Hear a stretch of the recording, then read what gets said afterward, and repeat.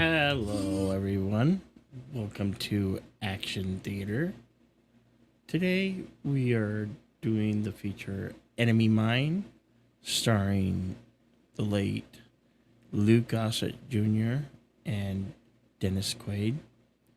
This film was from 1988, and the synopsis reads like this.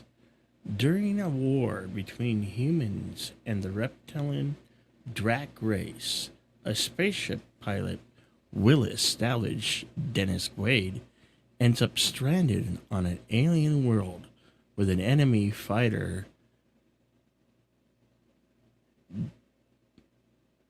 I can't even pronounce it.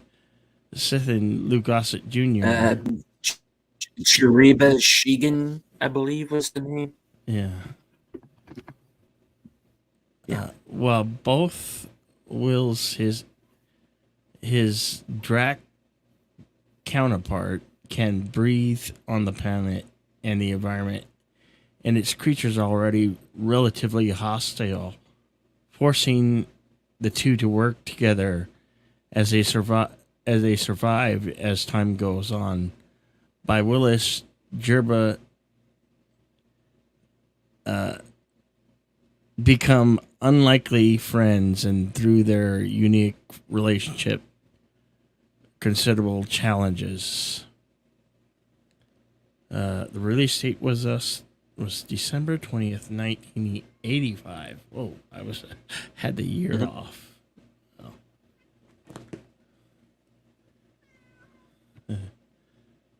So, yeah, we have the. As you know, we can't show as much as we'd like to. We can't show these here on YouTube due to copyright law and the guidelines of YouTube. Yeah, sadly, we lost Lou Gossett last Friday. Have you have anything you'd like to say, Deleted? I saw this movie first run in theaters back in the day.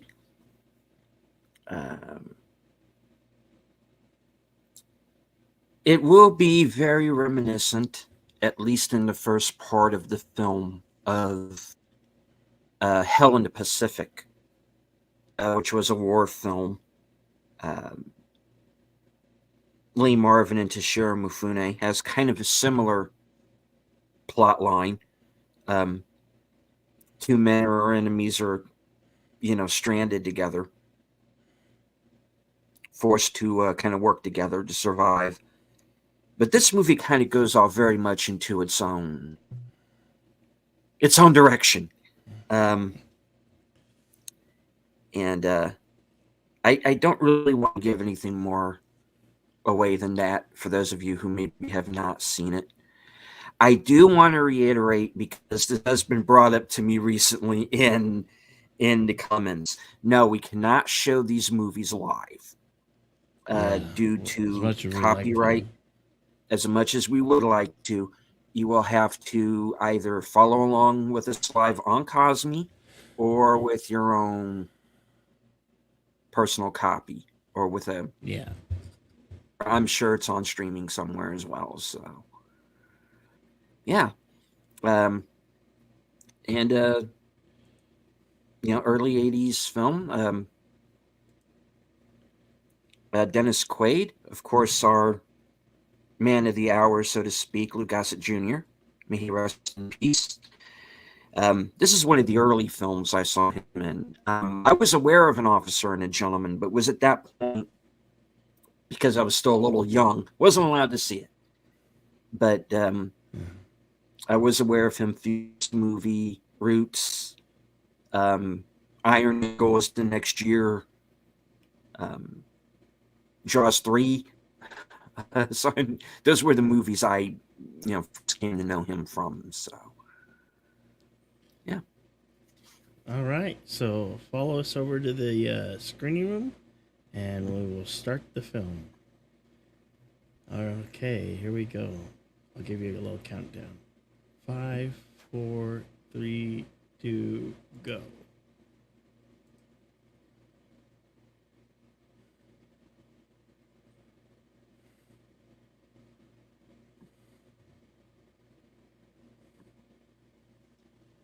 Of course, Wolfgang Peterson, director of Das Boot, Neverending Story, In the Line of Fire, Air Force One, among many others.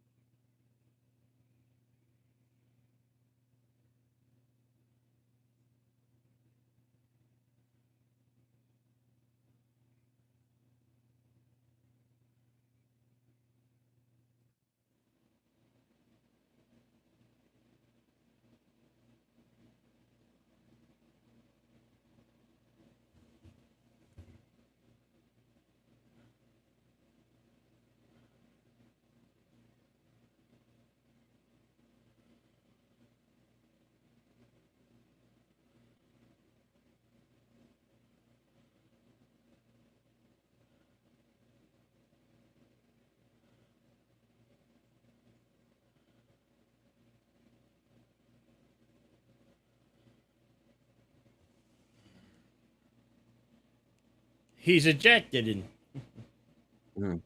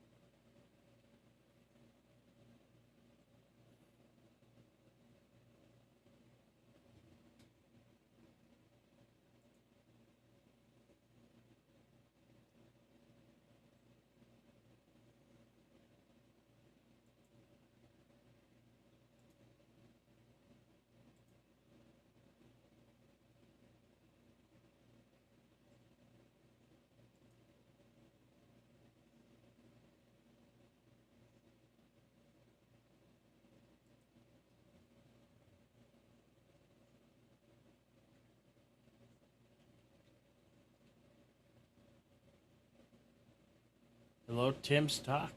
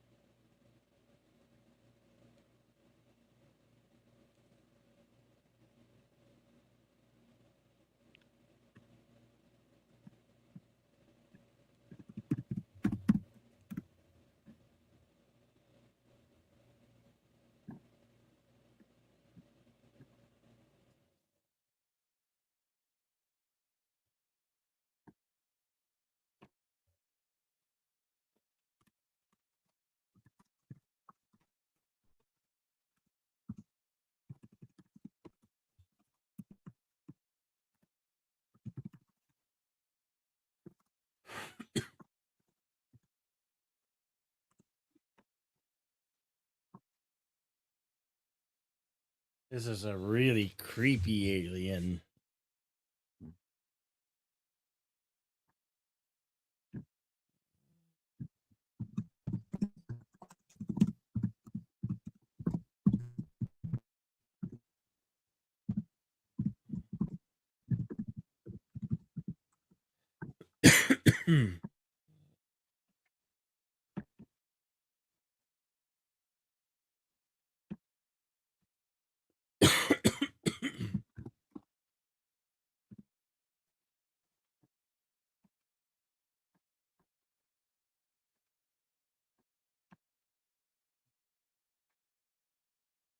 This film did a Mhm. really good job at making this alien world Mhm. feel so desolate and just altogether creepy. It's like not a place you'd want to be stranded in.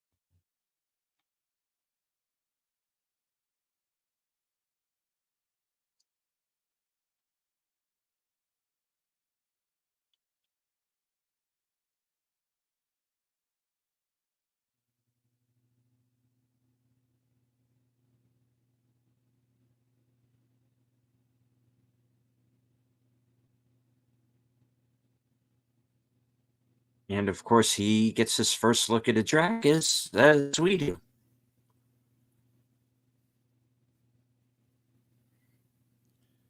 That's another thing about this film, the makeup job.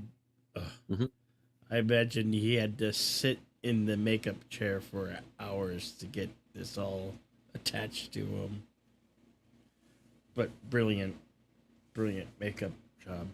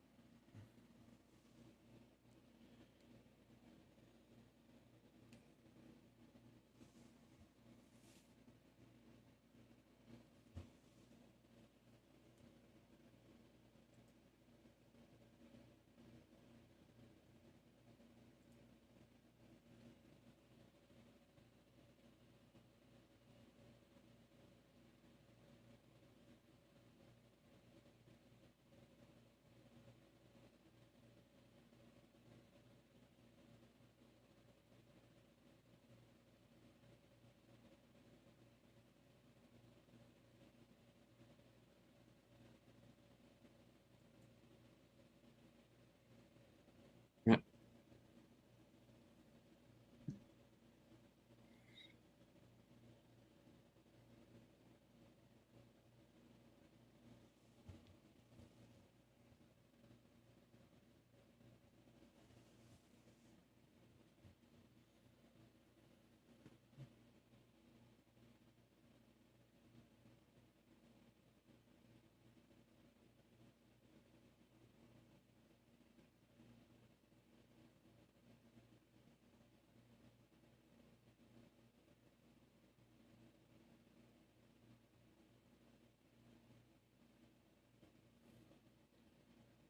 This planet certainly has a beautiful nighttime sky. Mm.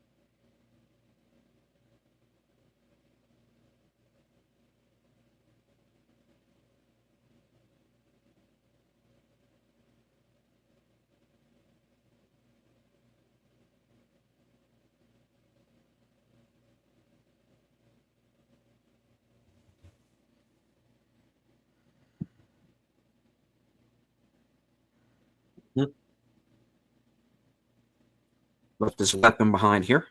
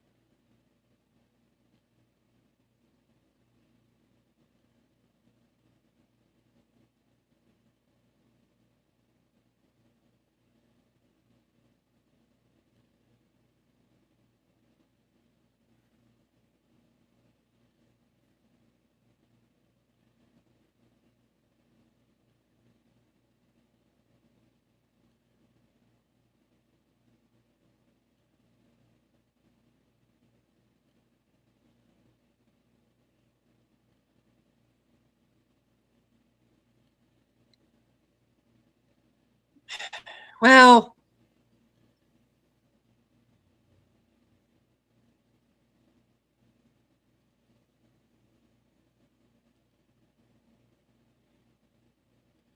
I bet that stings.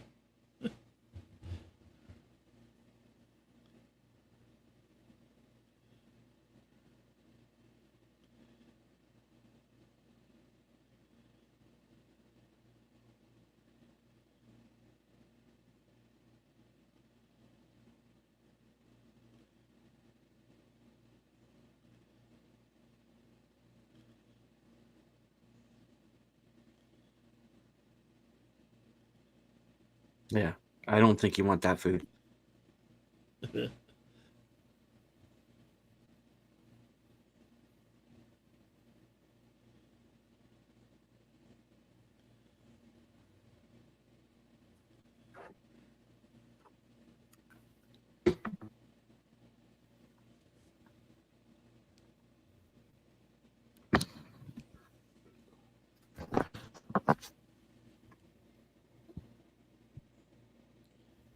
We are 17 minutes, 31 seconds into the film.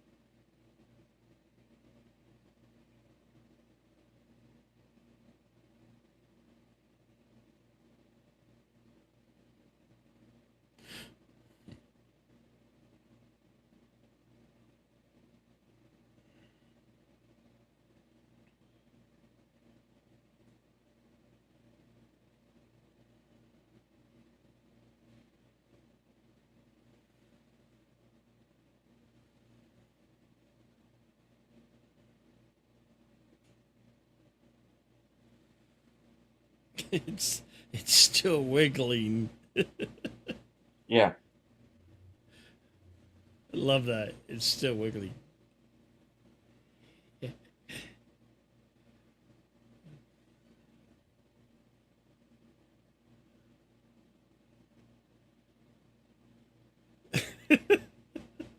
Lady V. Well, it's some kind of insect, I gather.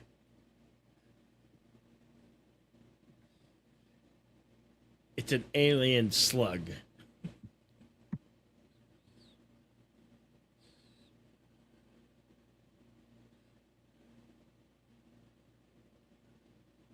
Uh,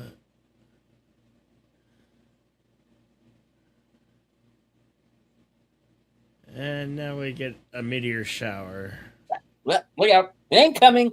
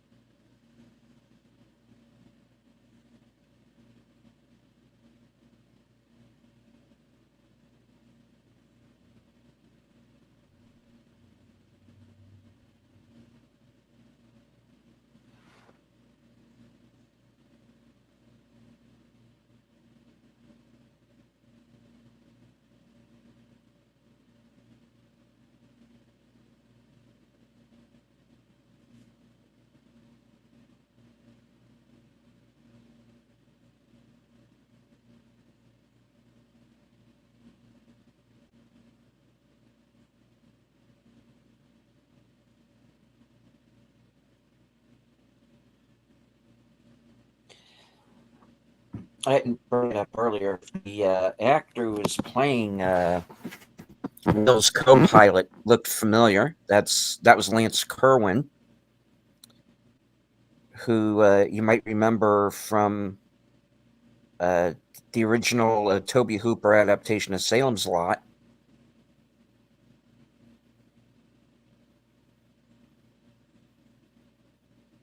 And was famous for a series called James the 16th.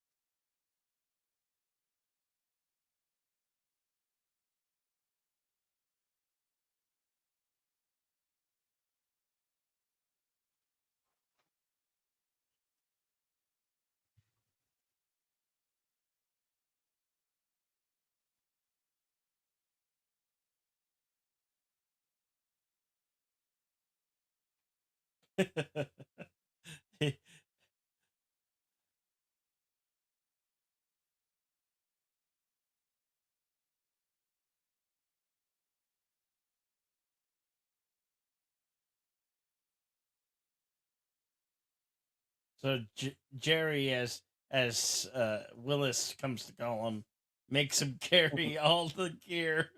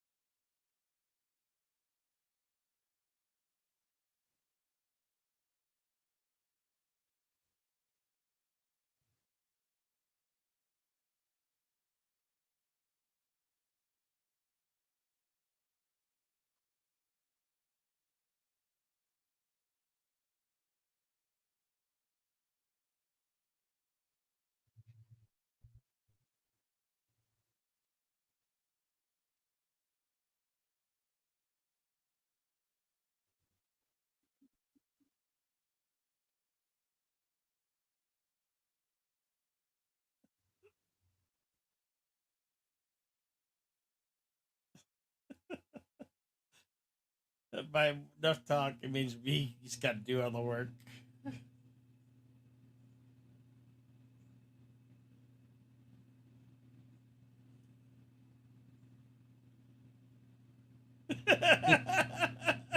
Shit.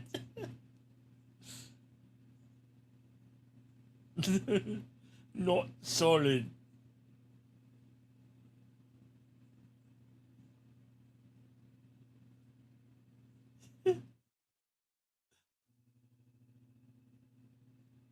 Boy, it's a really good thing you didn't stop to sleep.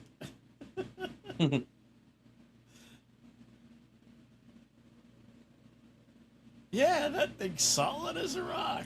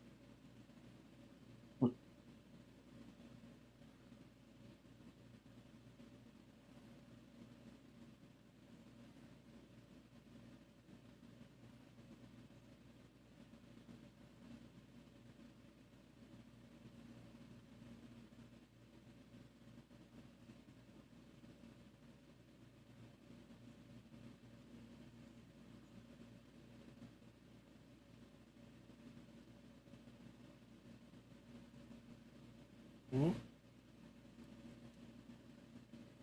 Yes, when this movie came out, Mickey Mouse actually meant something with value.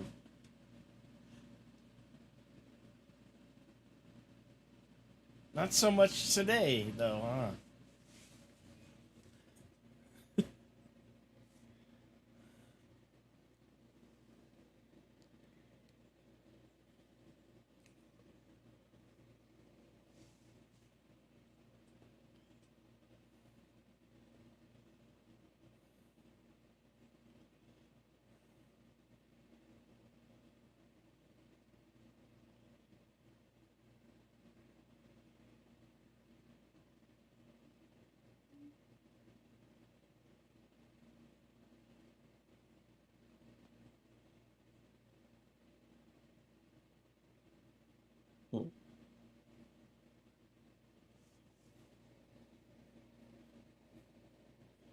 Hey, turtles aren't supposed to be fast. They're supposed to be slow.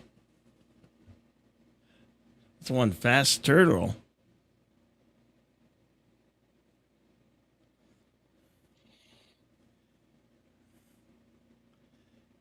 I'm pretty sure this is the never-ending story universe. This has gone wrong.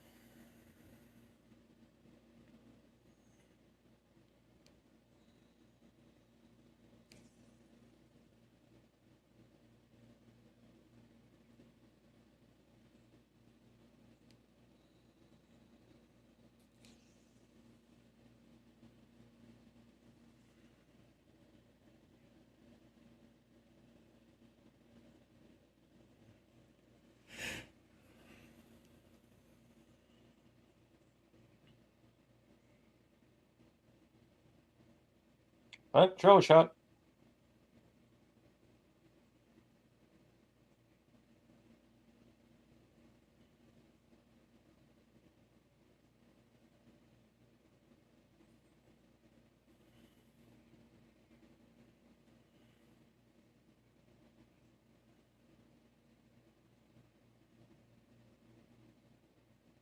Oh, his first big mistake.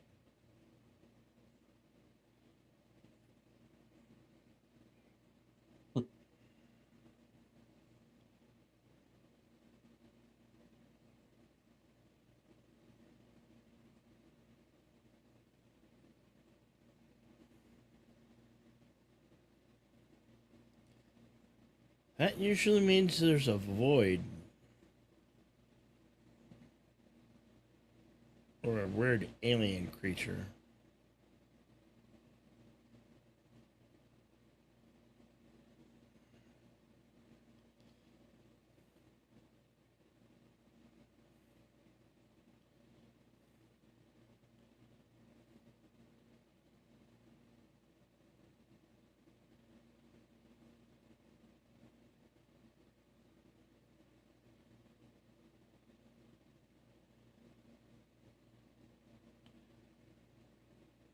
And of course, here's the tentacle creature that everyone usually remembers.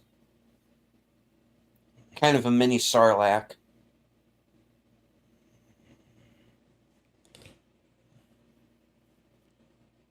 Well, this one's nasty looking, though.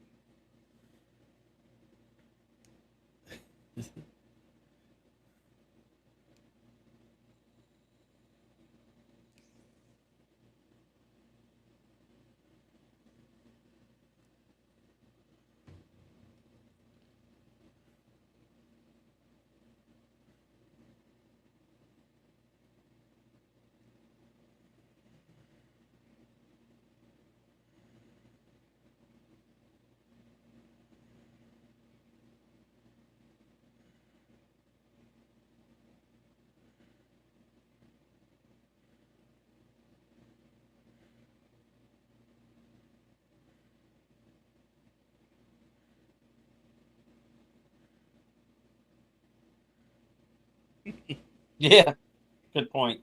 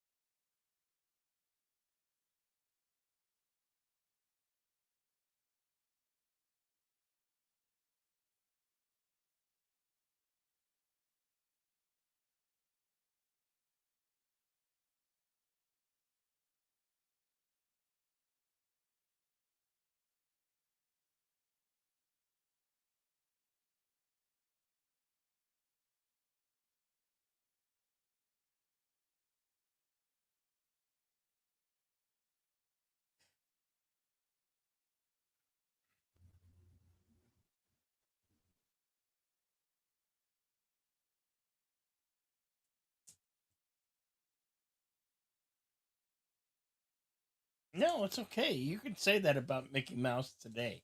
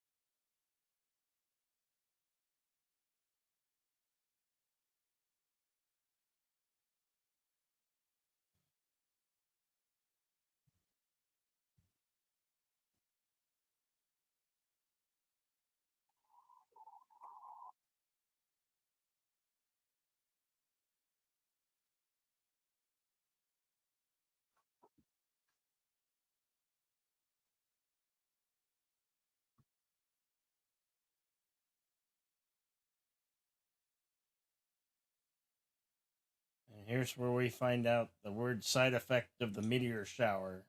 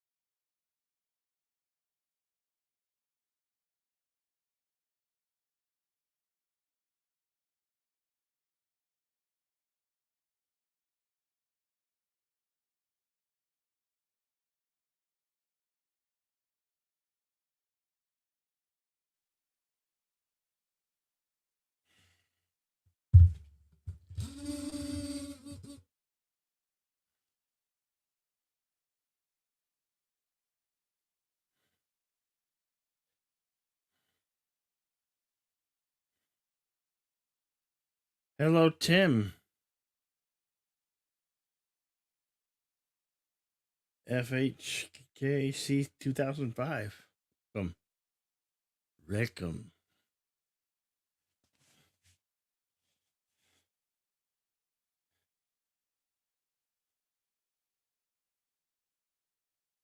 Our timestamp is 47:24.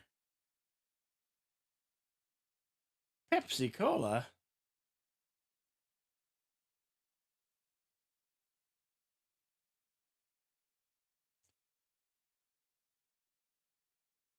Yeah, I brought that up at the beginning, Tim, that it is reminiscent, at least in the first half of the movie, of Hell on the Pacific. Um, there was also an answer to that in the Cosme chat saying, no, it's actually California. Yeah.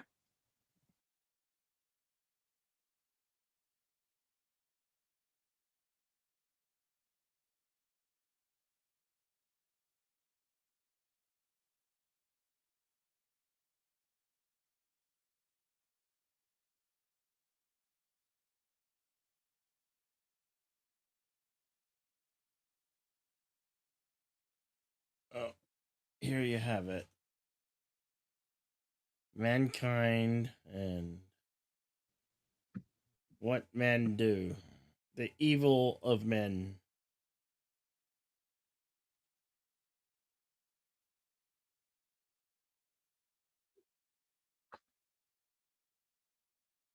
Yeah.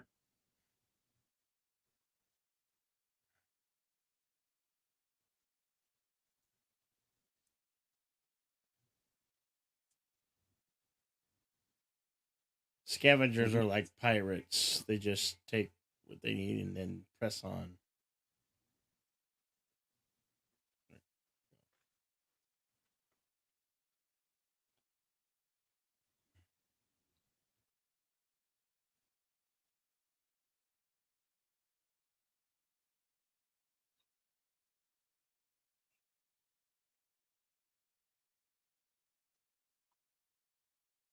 Well, Jerry's having some issues of his own.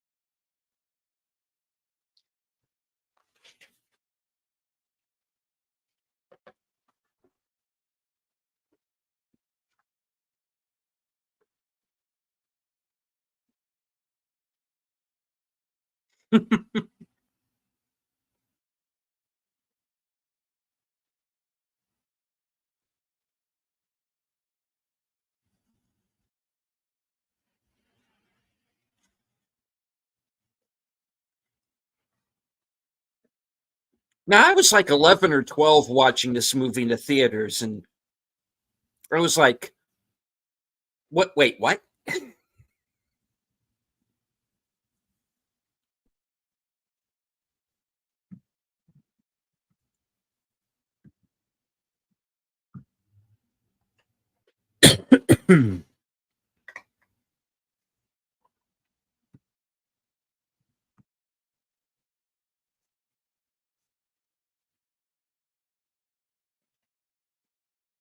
And the father is Harvey Cthulhu. Yeah.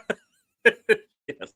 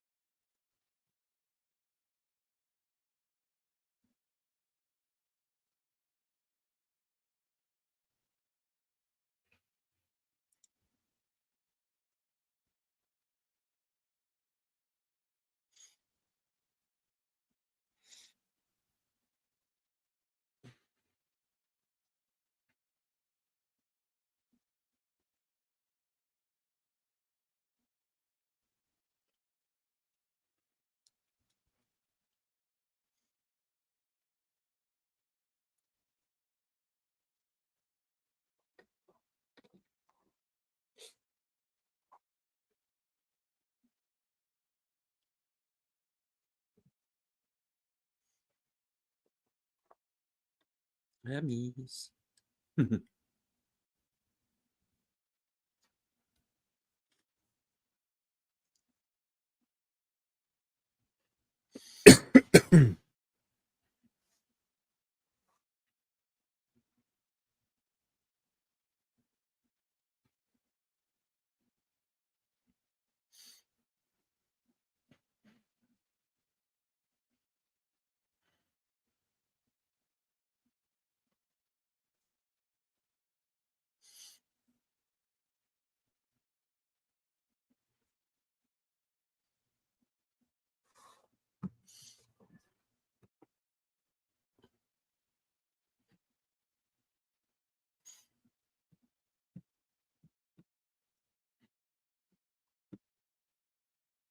And welcome back, Curtis. Glad to have you. Um, Timestamp, Bill? Yeah. 5440. 5440. So it'll be an interesting episode of Murray Povich. Yeah.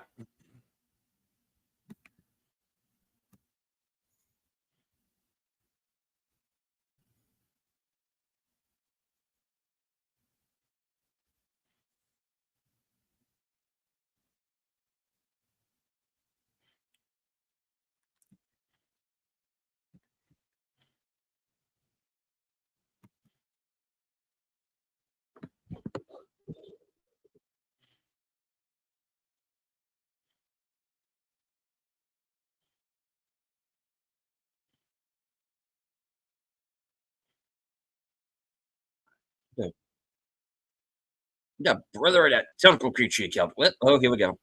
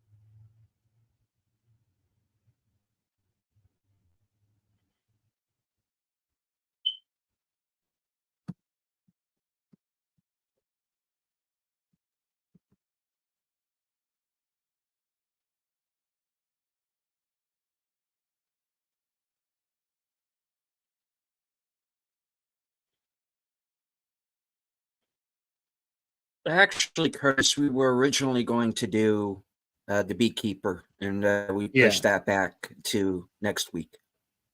Yeah.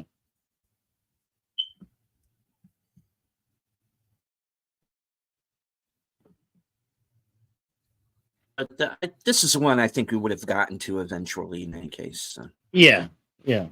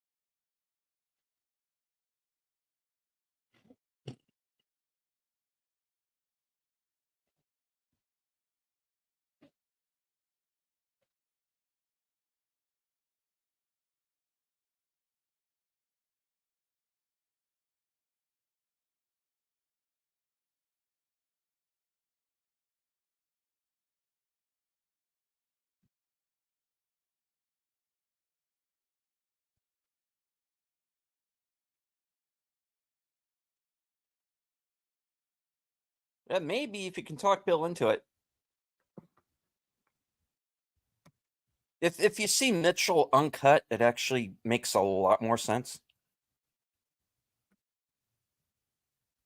Only if there are spare ribs. Yeah.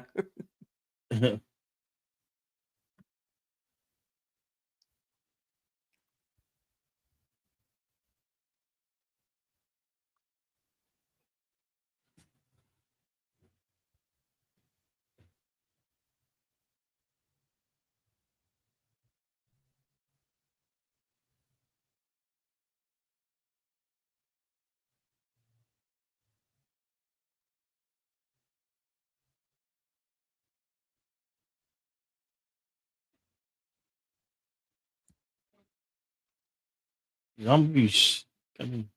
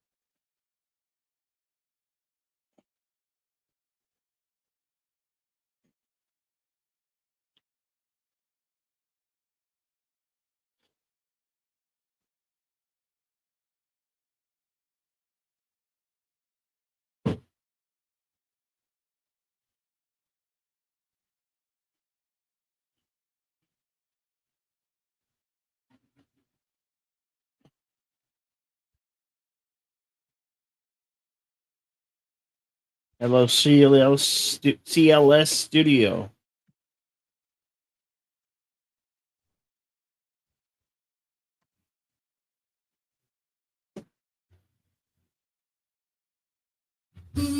Can you hear me? Hello, hello, CLS Studio. Yeah, we can hear you. Okay.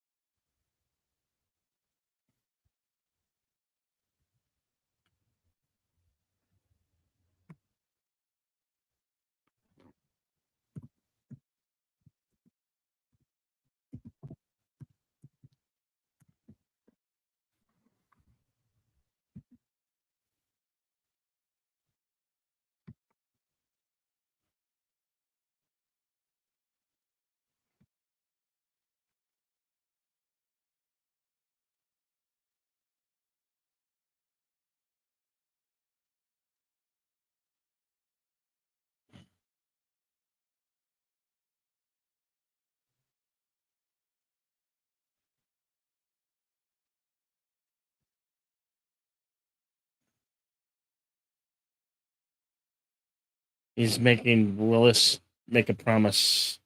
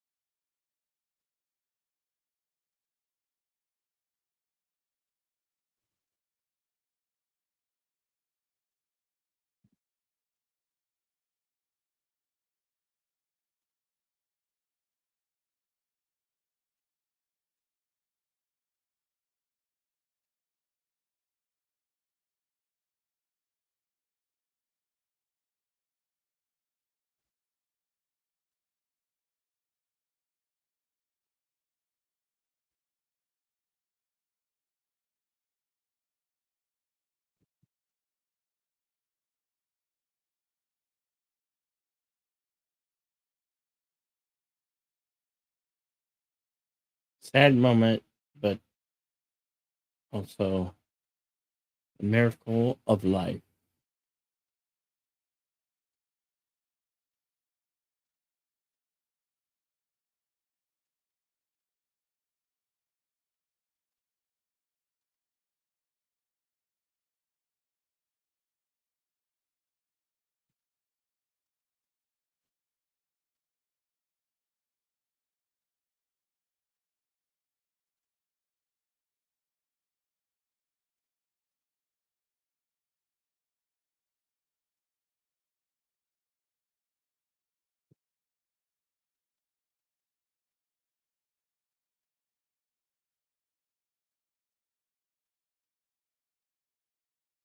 Hey, Big Al. Good to see you.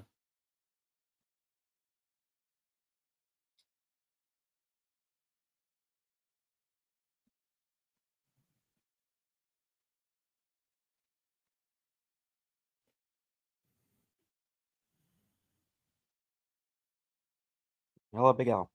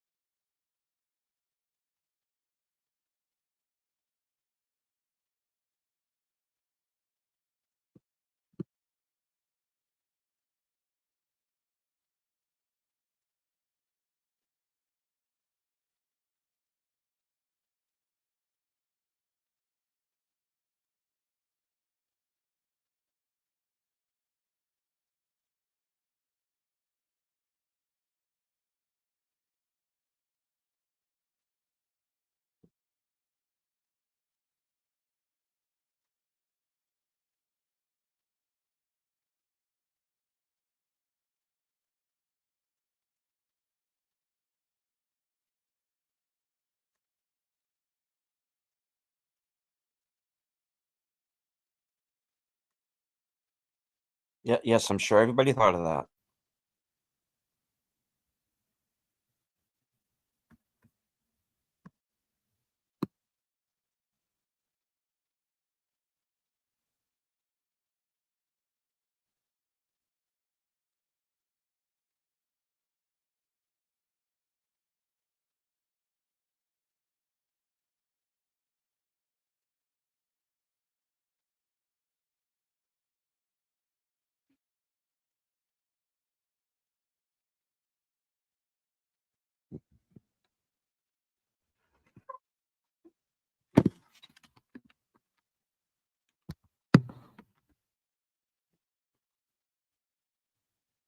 Yes, the evil men have arrived back on the planet. Mhm.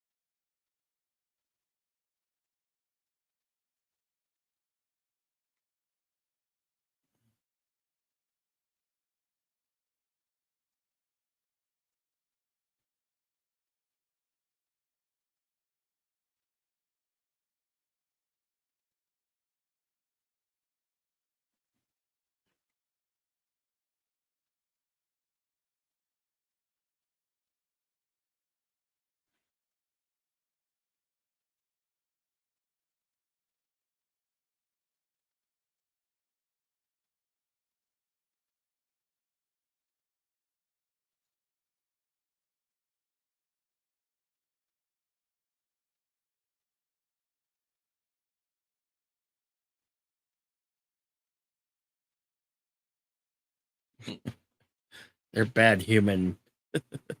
They're evil human.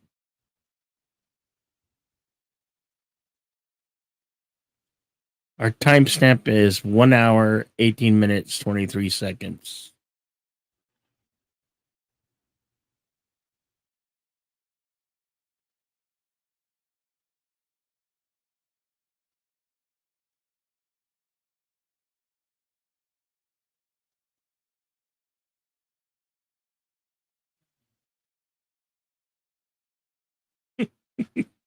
A little bit slower. They don't move.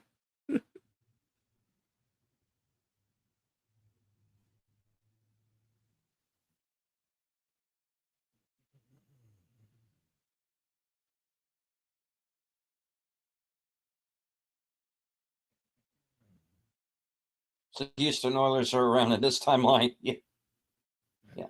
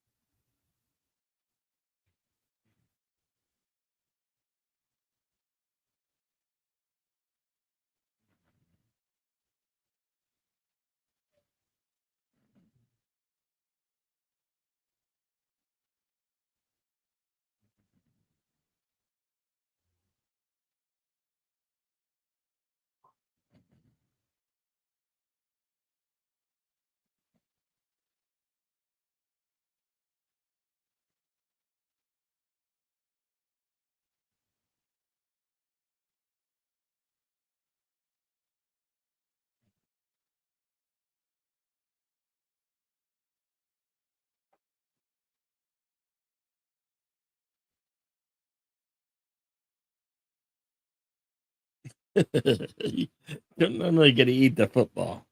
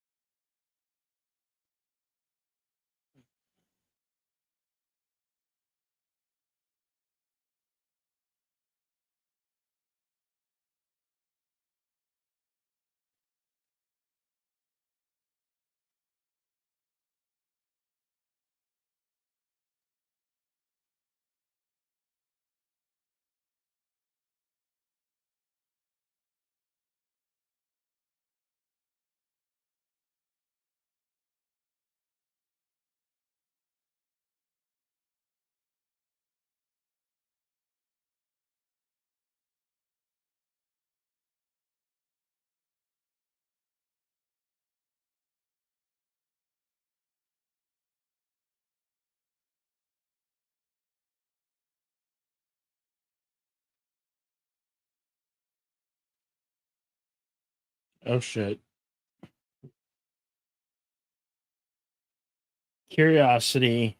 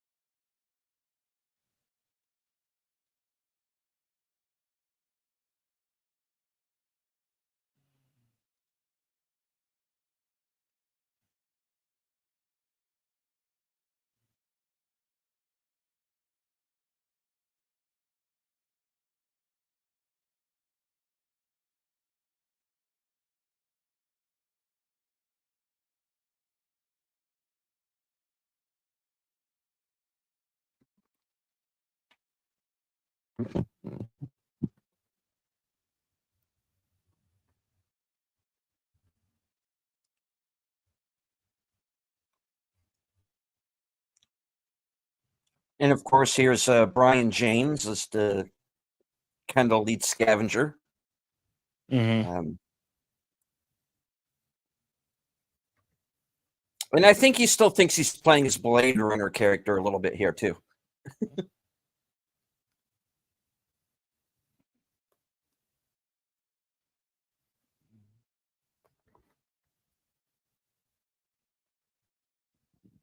Ah, there you go.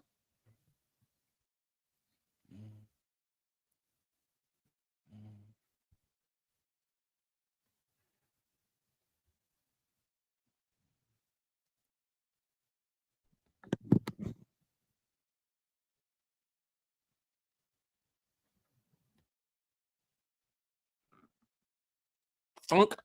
Oh, It's toodles. amazing in this feature that you are still using a shotgun.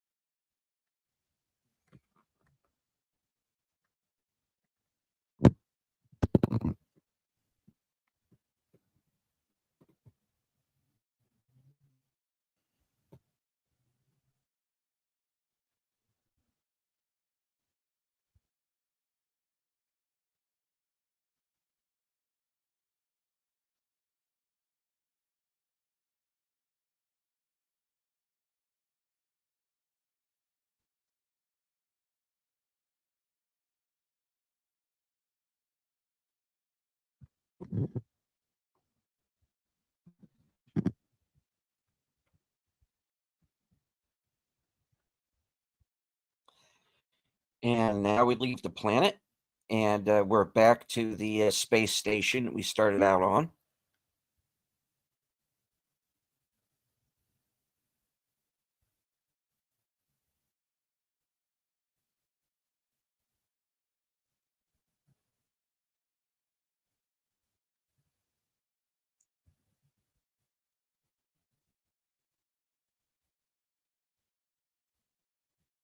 Yes.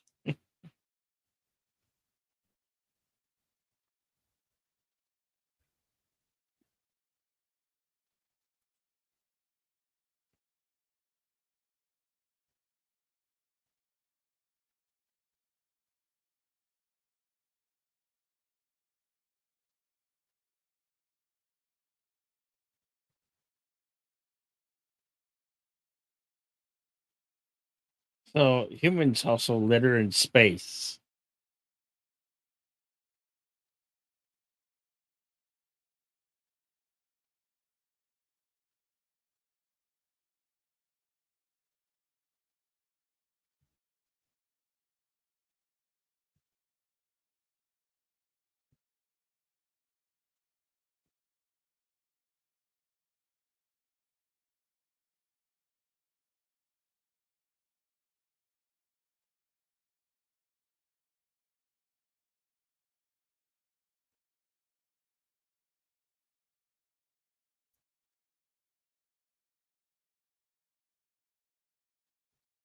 Message for you, sir.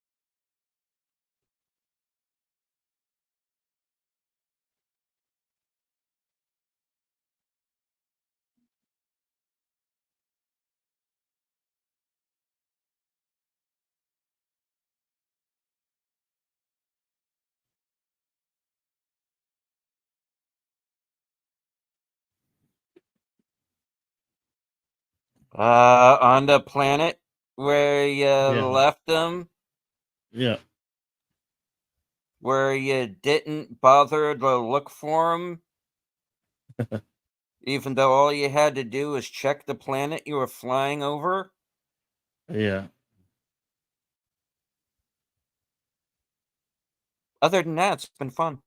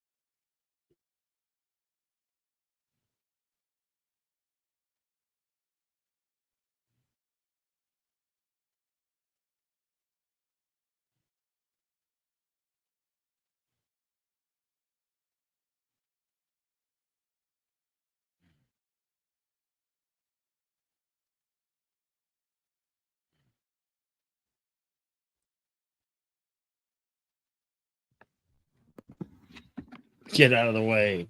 Dang it, Nestor.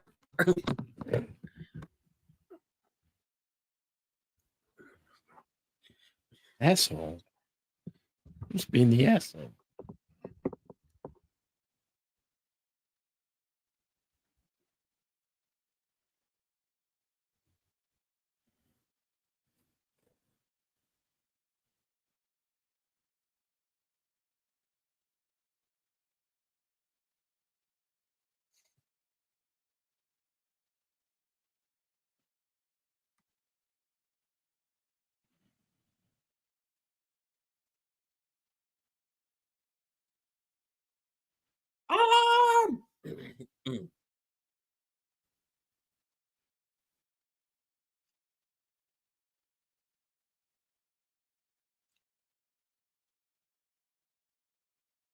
I'd like to introduce you to a little concept called explosive decompression.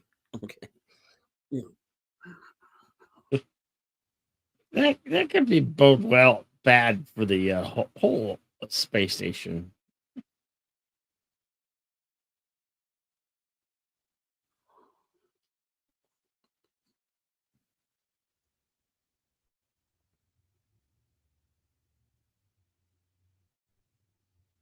I do love how the spaceship represents something that came out of like the 60s or 50s.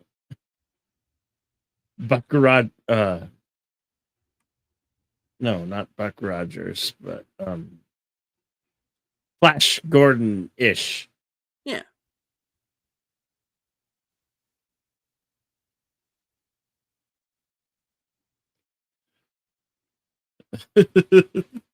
Curtis, the fighting truth of SpaceX factories.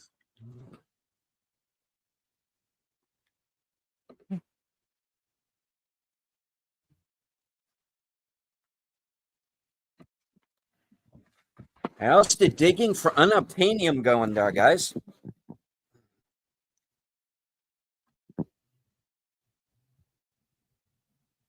You sure James Cameron didn't have anything to do with this? Okay.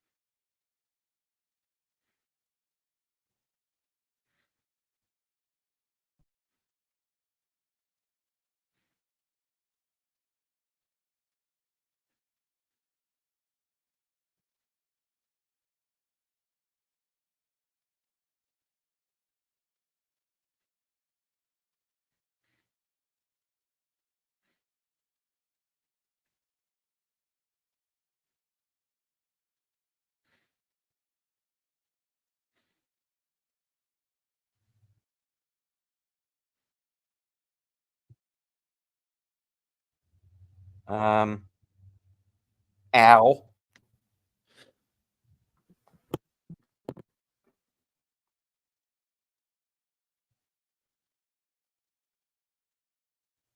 Yep.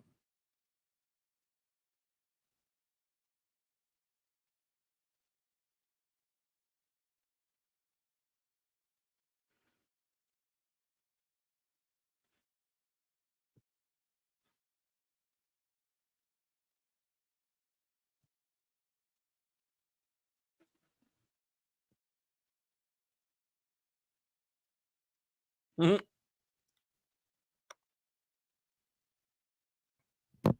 That ain't no rock.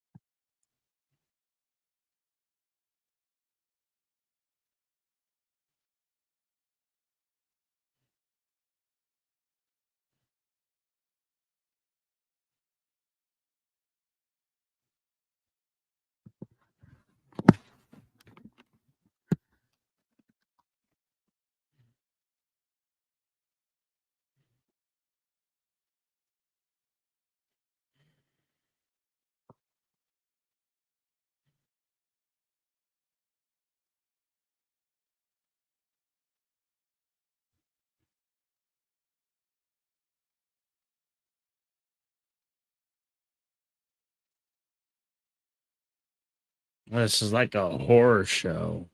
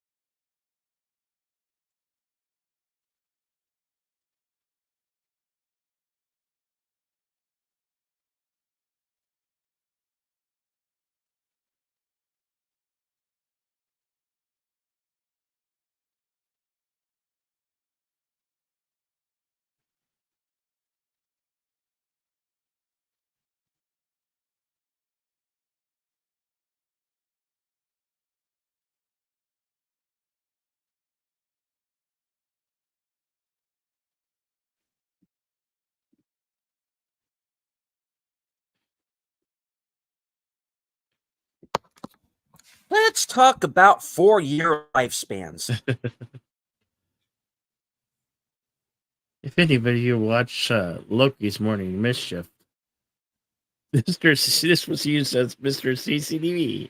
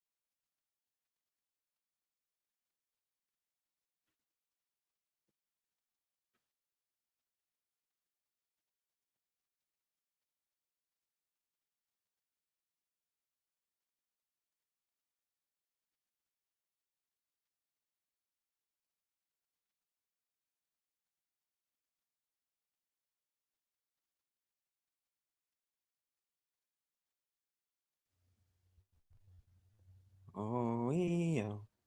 Oh.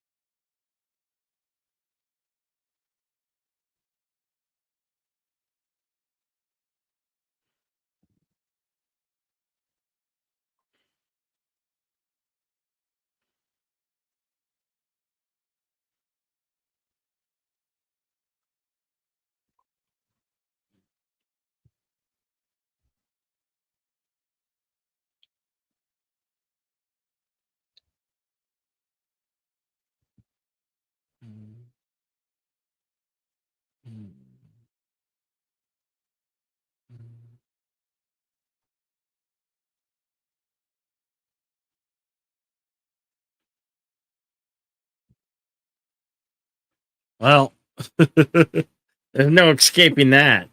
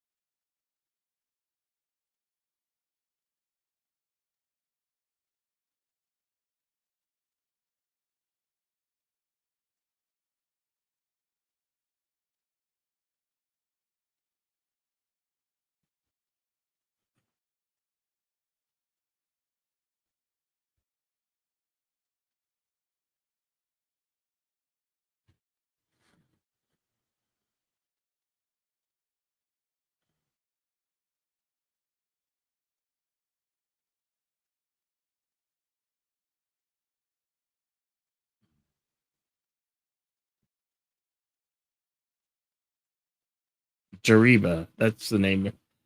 Yeah. I don't know why it's so hard to pronounce.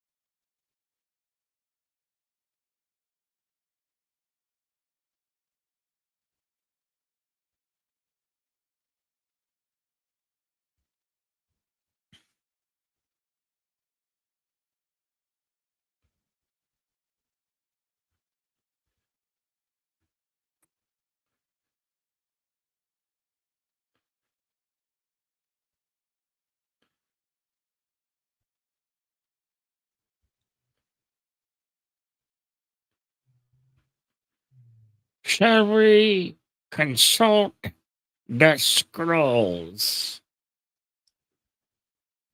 Indeed.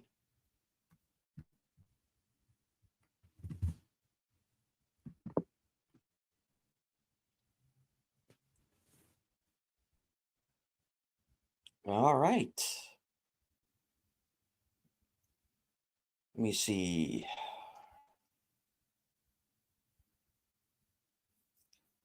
Enemy Mine was released December 20th, 1985. At an estimated budget of 40 million. Only grossed 12 million worldwide.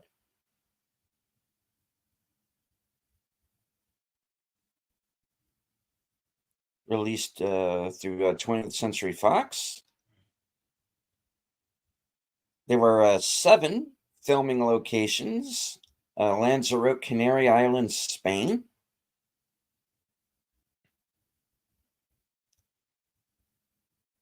Stage 9, Wolfgang Peterson Hall. Bavaria Studios, Bavaria Filmplatz 7, Geiselgasse, Grunwald, Bavaria, Germany. And I did the best I could on those names there.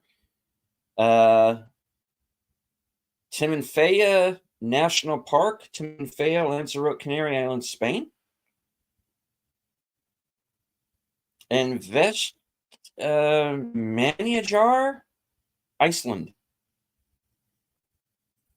Although the footage that was shot there was not used. I don't think so, Tim. I think they'll leave this one alone. This is one of their buried films. Yeah. Well, technically, it's not theirs. They just bought the studio that made it. Yeah.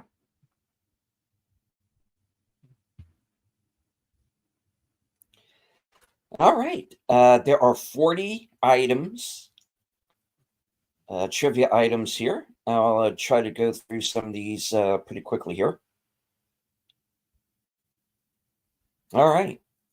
Louis Gossett Jr. said in a television interview that he had talked while gargling saliva as a kid, as one of those kid things. He told director Wolfgang Peterson that he thought it would add a good touch to his character. Gossett performed the odd vocalizations all by himself, no prosthetics or post-production effects, and often does the Drac voice at convention appearances. The whole film was originally to be shot in Vestmannaeyjar, Iceland, but original director Richard Loncraine and the producers ran into quote-unquote creative differences, and the project was shut down. Wolfgang Peterson took over and reshot the entire film, with the production moving to Munich. The outside scenes, all the volcanic and lava landscapes and the Green Lake, were shot in Lanzarote, one of the Canary Islands off the coast of Morocco, at the Montañas del Fuego National Park. The rest was filmed at Bavaria Film Studios in Munich, West Germany. A few of the sets are still part of their studio tour. Author Barry Longear reported at a convention that the studio insisted on adding a subplot involving a mine, thinking the audience would not realize that the mine in the title was possessive, as in my enemy, rather than an object.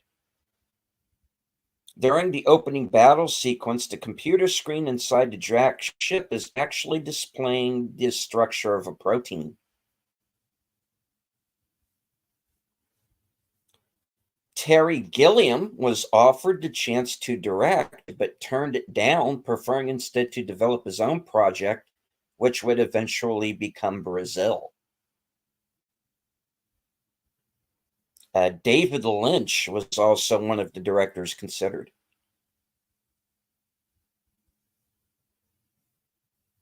The pond where Davidge and Sheegan meet for the first time is the same artificial pond custom built for the model submarine scenes in Das Boot, also directed by Wolfgang Peterson, as well as one or two scenes from The Never-Ending Story.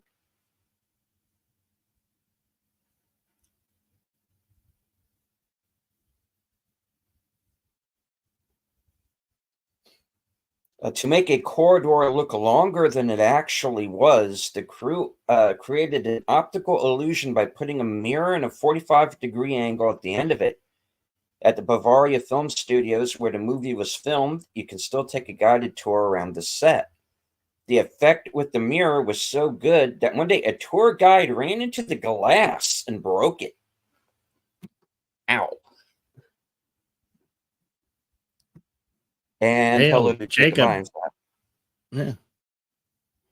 All right. Author Barry Longear said that the Drac's name, Jariba Sheegan, was meant to be a tribute to James Segita, who he would have liked to have seen as the Drac. And for those of you who maybe don't recall, James Segita was Mr. Takagi in the first Die Hard.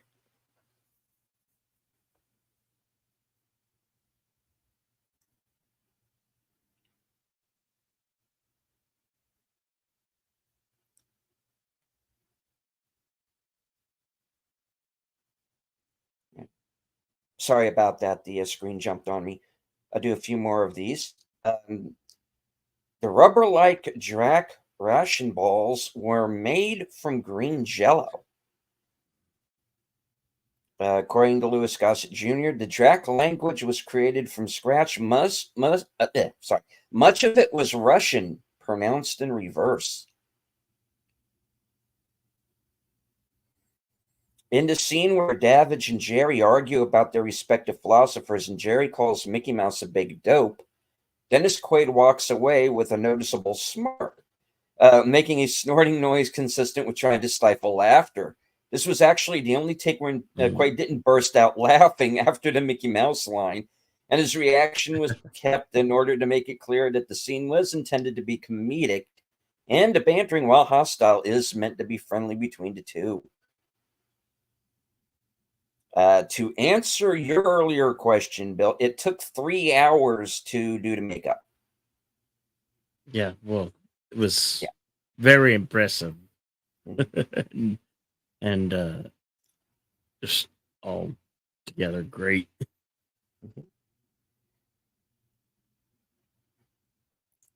Some scenes featuring Peter Jurasik was shot but not used. And of course, he was Londo Mollari on Babylon 5. All right. This was the film debut of Carolyn McCormick, who of course went on to be on Spencer for Hire and Law and Order.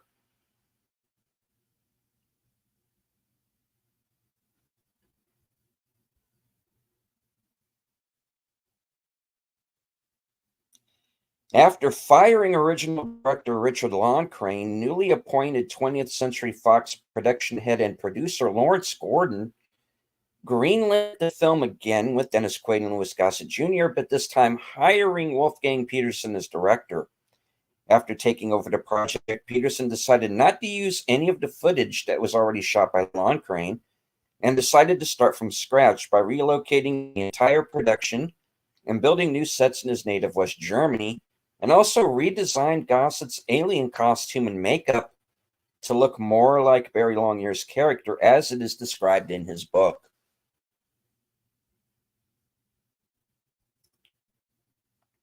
The film's original budget was only $17 million at the start of the production when Richard Loncraine was the director and production was set in Iceland. When he was fired from the project and Wolfgang Peterson took over the film and started over, the film's final budget, including Loncraine's scrapped footage, ballooned to over $40 million. Still very low to today's standards. Yeah. Some sets were reused to shoot the music video of TV Makes the Superstar by Modern Talking in 2003. Never seen it. No, me either. The film was released on DVD in New Zealand in July of 2016. I wonder why it took so long. The empty soft drink can that Davidge finds in the film is Pepsi. In the novel of the film by Barry B. Longyear and David Gerrold, the empty soft drink can is a Coca-Cola instead.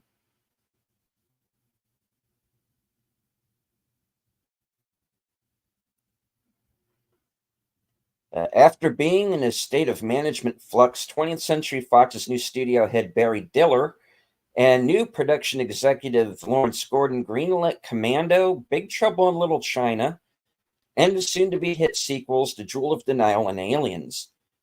They continued with the production of this film because they had Dennis Quaid and Louis Gossett Jr. under costly contracts, for which the studio would have had to pay for even after aborting the film.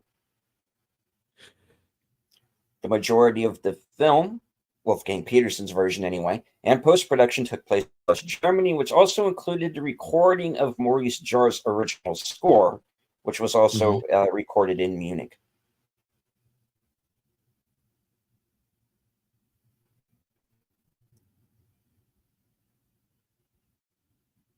Tom Baker was the voiceover in the trailer in a 1986 rental VHS tape in the UK.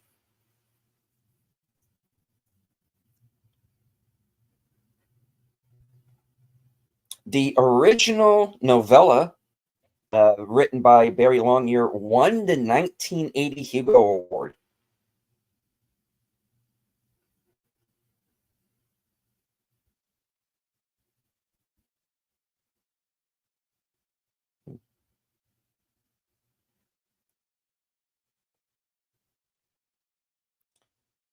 Film critic Janet Maslin deemed this movie this season's Dune, the critically panned sci-fi of the previous year.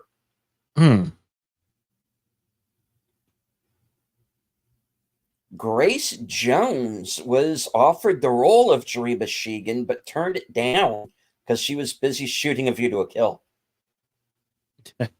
So they were actually considering going with a woman at one point. Well, okay. Well, the Houston Oilers was brought up in chat and is brought up here on IMDb Pro as well. During the scene where Davidge is playing American football with Zammis, he refers to the Houston Oilers. Although this was the name of a real NFL team that existed when the film was made, in 1997, the Oilers moved from Houston to Nashville, Tennessee, to become the Tennessee Oilers for contractual reasons. Tennessee Titans. We're getting to that. Yeah. For contractual reasons, the name, logo, and colors could not be changed immediately. After 2 seasons under this name, the franchise was rebranded the Tennessee Titans, a new expansion team. The Houston Texans began playing in 2002. By the time this movie is set in the late 21st century, the Houston Oilers name would have been hopelessly anachronistic. Okay, I'm going to do a few more here, and then we'll wrap it up. Okay. Among the original scenes from the scrapped version of the film was a longer finale, where Davidge returns Zammis to his home planet and is introduced to Jorita's parent, before the lengthy ceremony and the Holy Council takes place. The film takes place in between 2092 and 2095. When Davidge is rescued from Firing 4 and brought to sickbay, his record shows he was declared missing in action and presumed dead July 11th, 2092, and then found on Firing 4 September 6th, 2095.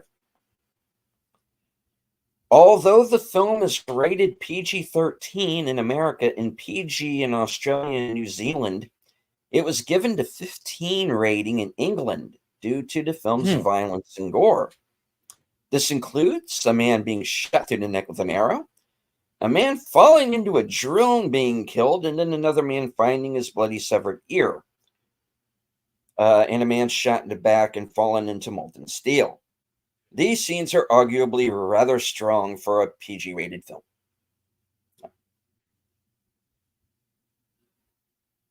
All right. Okay. And yes, next week we'll be doing The Beekeeper. Mm-hmm.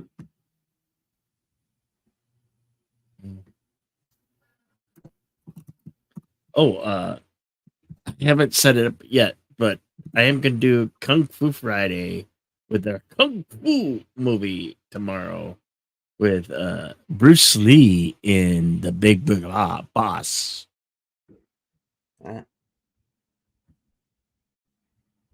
Kung Fu Fridays return. Just a action variation theater, just Kung Fu. Kung Fu and martial arts films. Look for it. I'll set it up later. That and then karaoke Saturday and back here for Western Cinema Sunday with Shanghai Noon for Western Cinema on Sunday. Jackie Chan and Owen Wilson. Hope you will join us for that. That's about all I have. Deleted scenes. All right. I would like to thank everybody who joined us in the chat. Those of you who were joined us new on Cosme. I also want to say hello to everybody who joined us in the chat, including Curtis Selby, Mr. Angel, Lady V Elements, Don McDouglas, my first time seeing you, sir. I hope you enjoyed the show. Tim's Talk, JPRPH1, FK8C 2005, CLS Studio, Big Al Presents, and Jacob Ironside. And program note, I am going to be joining Big Al for this week's episode of Films with Friends, Saturday night at 10 p.m. And we are going to be watching Death Race 2000 cool. with David Carradine and Sylvester Stallone. Groovy. All right, so let's see. I have a brand new episode of Unscripted coming up Sunday night at 8. It's going to be a little bit of a different show. It's going to be a short one. It's going to be a bit of a monologue. There's something. There's an incident that took place this week that I feel I need to speak out on. And it's kind of a serious subject, and I don't want to come off like I'm making light of it. So there's not going to be any Q&A or what's on my shelf segment. I'm just going to speak my mind and make my point and get out of there. Unscripted is the pre-game show, so to speak, the Geeky Geezers over on Aged Boomers channel. That'll be at 9 p.m. And then, of course, at 12:05 a.m. on the East Coast, 11:05 Central, will be the return of The Other Side of Midnight. Mm-hmm. And it's going to be freestyle. There's no set guests. Yeah. I'm going to be sending out some links, including possibly to a certain individual that is on the panel with me at the moment, who does not have to come on.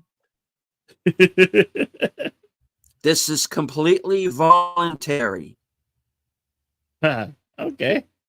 Well, you do not have to come on. You want something you like do not need to answer the link. I am not insisting.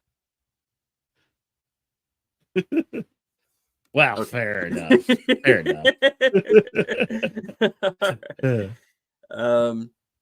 Yeah. Let's see. Lady demanded. Yes. Let's see. Also,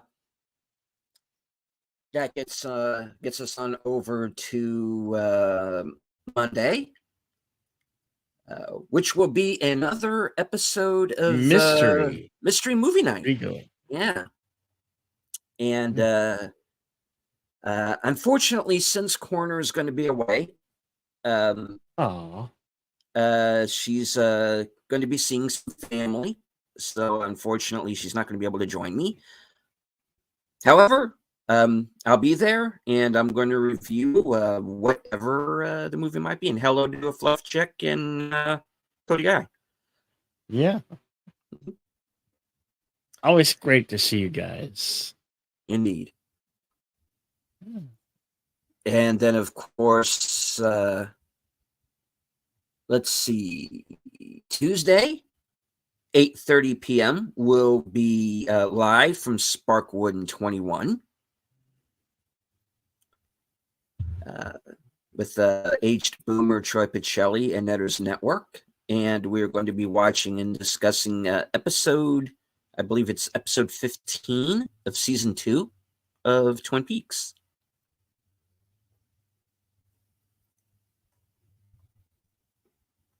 And then, of course, I forgot. Well, you brought it up. Of course, Western Cinema presents on Sunday at 4 p.m. Shanghai noon. Yep. And then, of course, rejoin us right back here, same bat time, same bat channel, and we will be watching The Beekeeper. Yes. With Jason Statham. Next week. Yeah. Well, that in mind, I'll say my parting words. Thank you all for coming. Appreciate y'all. Love y'all.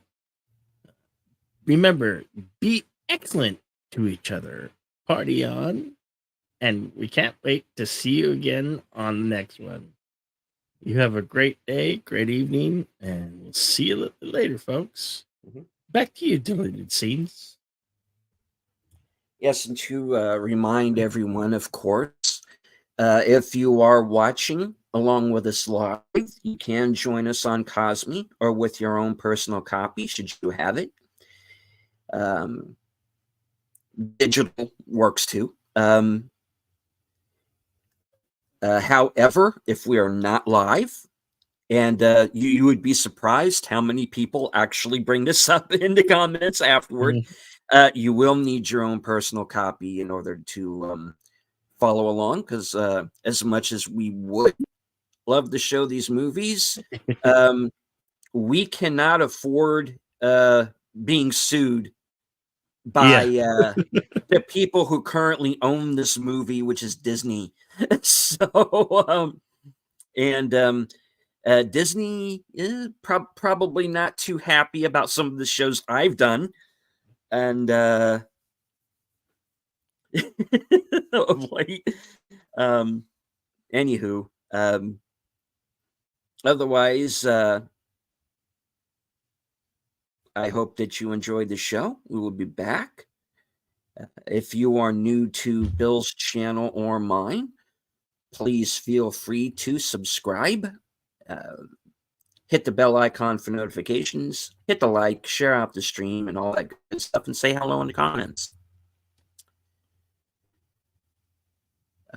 Question for you, Bill. Yeah. From Curtis. Yeah. Before we go. Unfortunately, I missed that one, Curtis.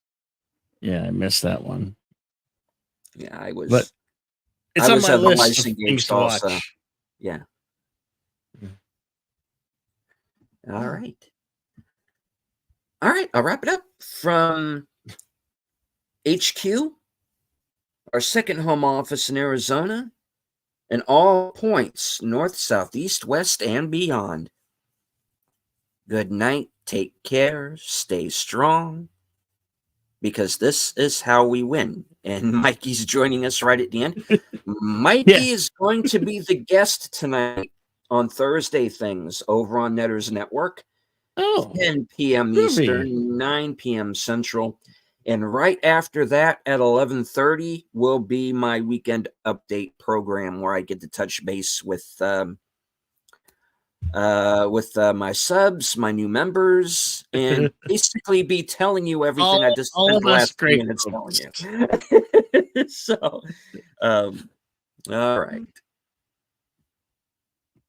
Connie, the bird lady. Connie Clear is here. Yes. Good to see you, Connie. All right. All right. Say that tagline. They're all dying to hear it deleted. Oh, again. Okay. Good night. Take care. Stay strong, because this is how we win. Indeed. All right. We're out of here. Later, folks.